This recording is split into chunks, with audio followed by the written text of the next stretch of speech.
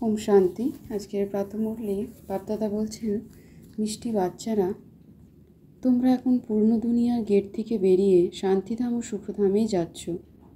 বাবাই তোমাদের মুক্তি ও জীবন মুক্তির পথ বলে দেন। মুরলির প্রশ্নে বাবা বলছেন, বর্তমান সময়ে আমাদের সর্বাপেক্ষা শ্রেষ্ঠ ও ভালো কর্ম কী? উত্তরে বাবা বলছেন, মন বচন কর্ম দ্বারা অন্ধের লাঠি হওয়া।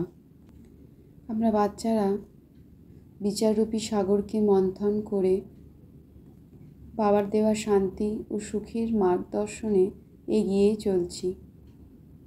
আমি আত্মা লাইট বিন্দু, দেহতে আত্মারূপে লাইট রূপে স্থিত রয়েছি। দেহর মধ্যে লাইট রূপে আত্মারূপে নিজেকে অনুভব করছি। ওম শান্তি। এখন আমাদের হলো গেট অফ মুক্তি, জীবন মুক্তি। অর্থাৎ গেট সর্বদা দুটোই হয়, এক প্রবেশ পথ আর এক প্রস্থান পথ। এক থেকে আসা, দ্বিতীয় থেকে যাওয়া। আমরা আত্মারা নতুন দুনিয়ায় আসি, পুনরায় পুরনো দুনিয়া থেকে ঘরে ফিরে যাই। আমাদের আত্মাদের ঘর শান্তিধাম, সুখধাম, সেখানে আমরা ফিরে যাই। বাবা আমাদের শান্তিধাম ও সুখধামের পথ বলে দেন, শান্তি ও সুখের রাস্তা বলে দেন। তাই আমরা আত্মারা বিচাররূপী সাগরকে মন্থন করে থাকি। নতুন দুনিয়া স্থাপন করেন পতিত পাবন গডফাদার শিব পিতা, নিরাকার জ্যোতির্বিন্দু। আমরা তার সন্তান, আত্মা লাইট। তাই অবশ্যই আমরা এই পুরনো দুনিয়া থেকে বেরিয়ে ঘরে ফিরে যাব। পূজাপিতা, তিনি আমাদের সকলের পিতা, তিনি করুণ করাবনহার। আমরা আত্মারা স্বর্গের স্থাপনা করছি।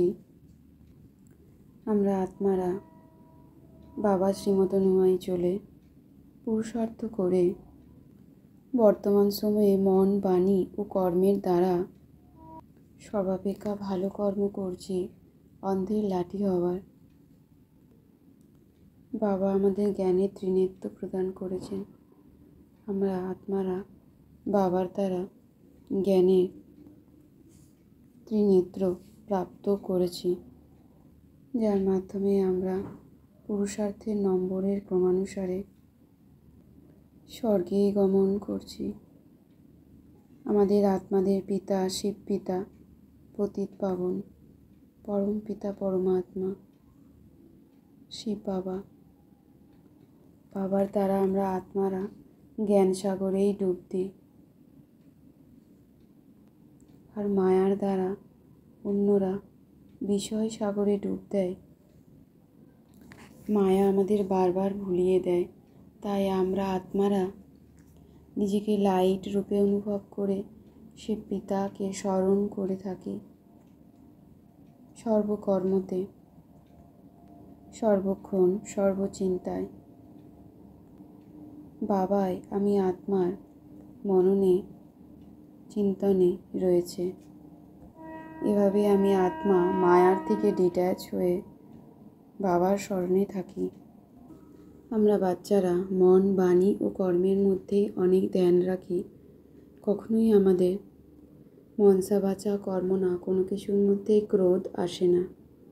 আমরা ক্রোধ করি না। ক্রোধ প্রথমে মনে আসে, তারপর বাণীতে ও কর্মতে। তাই আমরা কারোর সাথেই বেশি কথা না বলে শান্ত থাকি ও মনে মনে বাবাকে স্মরণে রাখি। আমি আত্মা সাইলেন্সে থাকাই অত্যন্ত প্রিয়। শিব পিতার দ্বারা আমরা আত্মারা স্বর্গের অর্থাৎ সুখ শান্তির গেট প্রাপ্ত করছি। দুনিয়ার নতুন নোট আমরা বাচ্চারাই পাই। আমি আত্মার লক্ষ্য অতি উঁচু। তাই আমি আত্মা লাইট, আলো, তারা মতো। আমি আত্মা নিজেকে লাইট রূপে অনুভব করে বাবাকে স্মরণ করে চলেছি। আমি আত্মা বাবাকে স্মরণই মুখ্য, তাই আমি মনমনাভব হয়ে বাবাকে স্মরণের পরিশ্রম ও পুরুষার্থ করে চলেছি। আমি আত্মা মন, বাণী ও কর্মে কখনোই ক্রোধ না করে অত্যন্ত কম কথা বলি। আমি আত্মা জ্ঞান ও যোগেই মত্ত হয়ে অন্তিম লগ্নের দৃশ্যাবলী হয়ে নিজের ও অপরের নাম, রূপ, শরীর সকল কিছুকে ভুলে আমি আত্মা বিন্দু লাইট এই স্মৃতির দ্বারা দেহি অভিমানী হয়ে উঠছি। আমি আত্মা লাইট এই দেহতে স্থিত হয়ে নিজের সকল কর্ম করছি। আমি আত্মা স্নেহের বাণের দ্বারা বাবার স্নেহেতে বিবশ হয়ে লবলীন হয়ে নিজের চেহারা, নয়নের দ্বারা, বাণীর দ্বারা স্নেহময়ী আত্মার মূর্তিরূপে অনুভব করাচ্ছি অন্য সকল আত্মাকে। আমি আত্মার সম্পূর্ণতার দ্বারা সমাপ্তির সময়কেই নিকটে নিয়ে আসছি। আমি আত্মা সত্যতা ও সভ্যতারূপী কালচারকে ধারণ করে সত্য জ্ঞানের অথরিটি প্রত্যক্ষতা করাচ্ছি। ওম শান্তি, শান্তি, শান্তি।